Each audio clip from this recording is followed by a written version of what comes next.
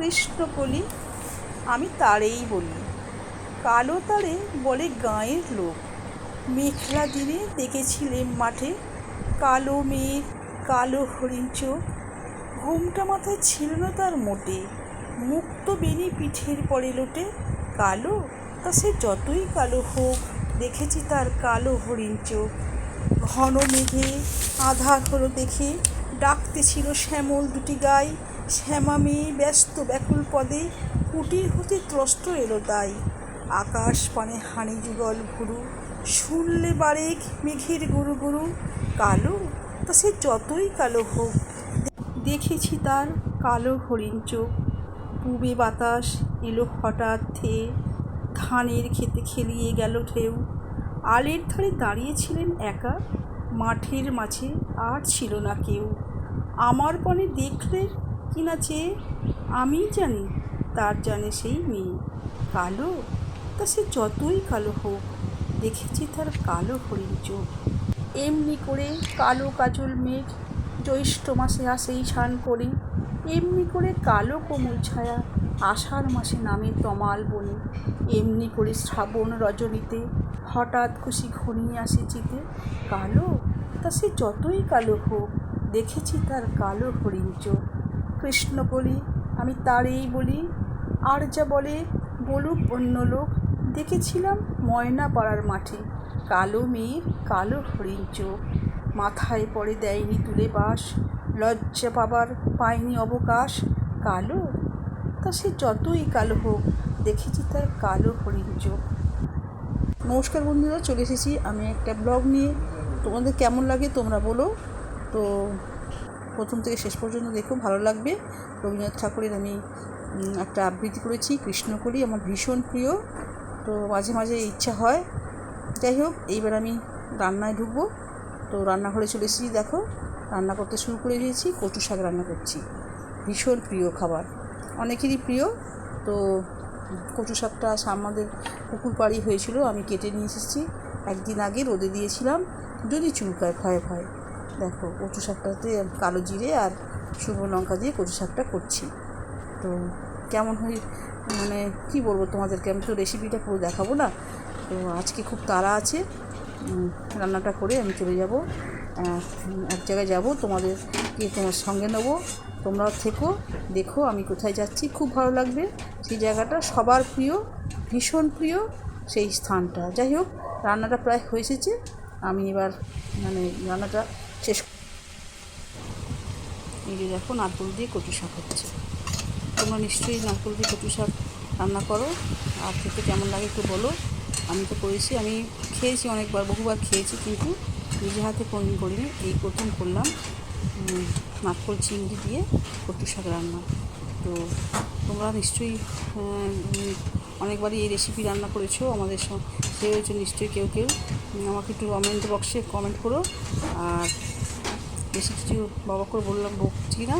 দেখো দুপুরের জন্য এই রান্না হয়েছে। লাঞ্চটা সেরে আমি চলে যাব গঙ্গার ঘাটে গঙ্গার চর আনতে। তো বন্ধুরা, গঙ্গা দেখলে আমার সেই দেবদার গ্রাস কবিতাটা মনে পড়ে, আর খুব বলতে ইচ্ছা করে। আমি একটু বলছি, তোমরা প্লিজ শোনো। গ্রামে গ্রামে সেই বার্তা ঘটি গেল ক্রমে, মৈত্র মহাশয় যাবে সাগর সঙ্গম, তীর্থ স্নান সঙ্গীদল গেল জুটি। কত বালবৃদ্ধ নরনারী, নৌকা দুটি প্রস্তুত হইল ঘাটে।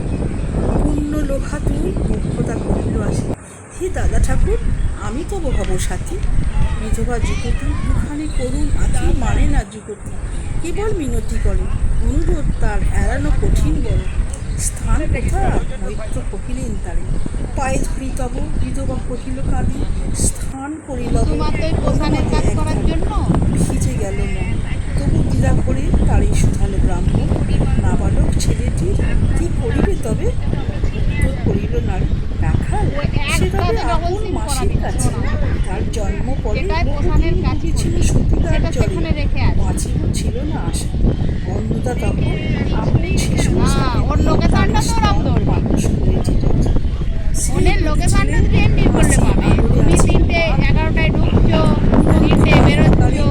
শাসন মাসি আসি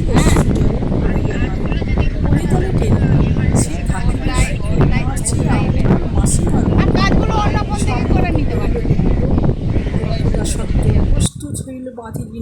দত্ত প্রণমিয়া গুরুজনে সখী দল বলে ভাসাইয়া বিদায়ের শোক অশ্রু জলে।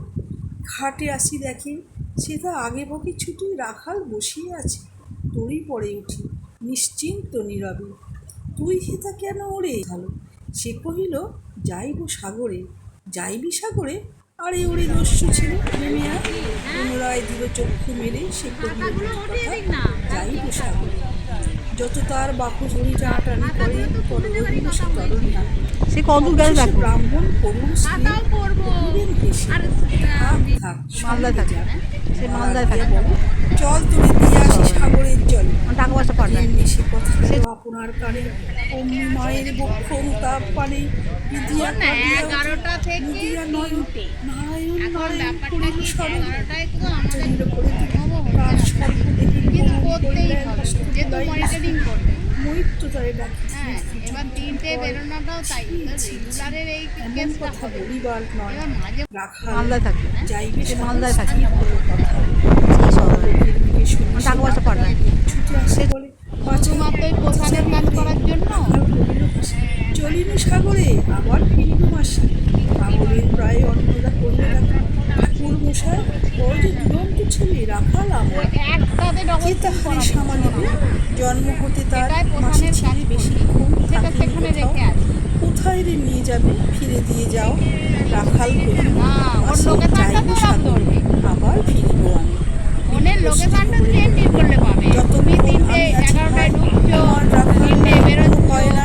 এখন শীতের দিন শান্ত নদ, অনেক যাত্রীর মেলার পথে যাতায়াতে মাস কাল শুভক্ষণে দুর্গাসুরী নৌকা দিল ছাড়ি। দাঁড়ায় রহিল ঘাটে কতগুলো নারী হেমন্তের প্রভাত ছল ছল করে টাকা পয়সা পাঠায়। যাত্রীরা ফিরে আসে সাঙ্গ কোনো মেলা। তরুণী থিরেতে বাঁধা অপরাহ্ন বেলা অবসান কাঁদিতেছে। রাখালের গৃহগত প্রাণ মাসির পেটের লাগে। জল শুধু জল দেখে দেখে চিত্ত তার হয়েছে বিকল। মসৃণ চিৎকণ কৃষ্ণকটির নিষ্ঠুর লেলিহ জিহব সর্ব সমকুল। ফল জল ছল ভরা তুরি লক্ষ্য ফলা খুশিছে গর্জিছে নৃত্য করেছে কামনা। মৃত্তিকার শিশুদের লালায়িত মুখ, হে মাটি হে স্নেহময়ী ওই মৌনমুখ, ওই স্থির ওই ধ্রুব ওই পুরাতন সর্বোপদ্রব্য সহা আনন্দ ভবন। শ্যামল কমলা যেথা যেখানে থাকে অদৃশ্য দুবাহ টানিছে অহর ওই মুগ্ধে দিগন্ত বিস্তৃত তব শান্ত বক্ষপণ। চঞ্চল বালুকাশে অধীর সুধায় ব্রাহ্মণ। ঠাকুর কখন আজি আসিবে জোয়ার? সহসা স্তিমিত জলে আবেগ সঞ্চার। দুই কুল চেতাইল আশার ফিরল তরির মুখ মৃদু আত্মনাদে কাছে পড়িল টান অলস সিন্ধুর বিজয় রথ বসিল নদীতে আসিল জোয়ার।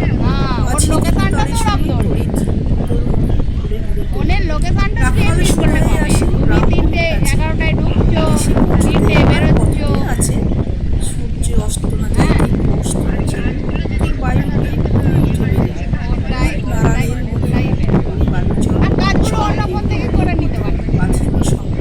জোয়ারের স্রোতে আর উত্তর সমীরের উত্তাল উদ্দাম।